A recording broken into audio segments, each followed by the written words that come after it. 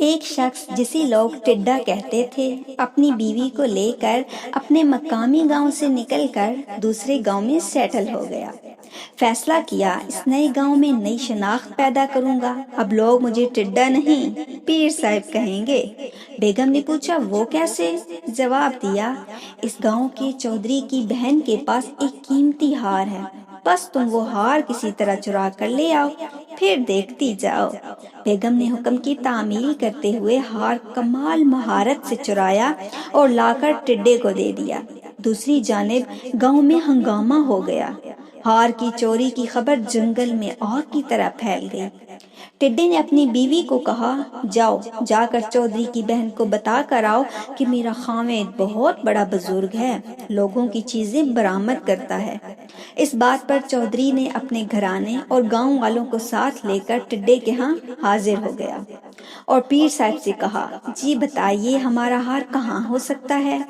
ٹڈے نے راتوں رات ہار چودھری کے گھر کی چھت پر پھینک دیا تھا۔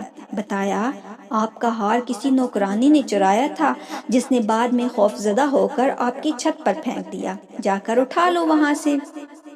ہار ملنے کے بعد اس ابتدائی کرامت پر سارا گاؤں پیر صاحب کا مرید ہو گیا، مگر چودھری جو اندھوں میں کانا راجا تھا اسے پیر صاحب کھٹکنے لگا۔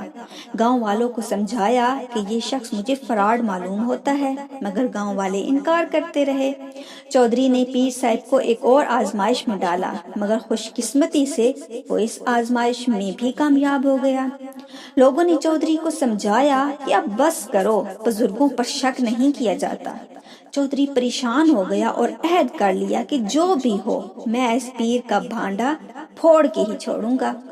آخر ایک دن چودھری نے اعلان کیا، کل کھلے میدان میں تمام لوگ اکٹھے ہوں گے، اگر پیر صاحب نے بتا دیا کہ میرے ہاتھ میں کیا ہے تو میں سب کے سامنے اس کے ہاتھ پر بیعت ہو جاؤں گا۔ سب لوگ پیر سمیت میدان میں پہنچ گئے۔ چودھری گھر سے نکلا تو سوچتا رہا ہاتھ میں کیا پکڑا جائے۔ اچانک اس کی نظر ایک ٹڈے پر پڑی۔ اس نے پکڑنے کے لیے ہاتھ بڑھایا تو وہ پھدک گیا، پھر ہاتھ بڑھایا وہ پھر پھدک گیا، تیسری دفعہ میں پکڑا ہی گیا۔ چودھری مجمع میں پہنچا اور سوال کیا کہ بتاؤ میری مٹھی میں بند ہے کیا؟ اس سے پہلے پیر صاحب جواب دیتے کہ ناز پان مسالہ، ایک گہری سوچ میں پڑ گئے۔ اسے اپنی شامت نظر آئی، 2 بار تو جیسے تیسے بچ گیا تھا، مگر اس بار بچنا ناممکن تھا۔ لہٰذا مایوسی میں آسمان کی طرف چہرہ اٹھایا اور اپنے آپ کو کوستے ہوئے کہا، ہائے رے ٹڈے، پہلی چھلانگ میں تو بچ گیا تھا، دوسری چھلانگ میں بھی بچ گیا تھا، مگر اب تیسری دفعہ تم گرفت میں آ ہی گئے۔ یہ سنتے ہی چودھری ٹڈا المعروف پیر صاحب کے پاؤں سے لپٹ گیا اور دھاڑے مار مار کر معافیاں مانگی اور کہا، کوئی مانے نہ مانے میں مانتا ہوں، تم پیر ہو تم مرشد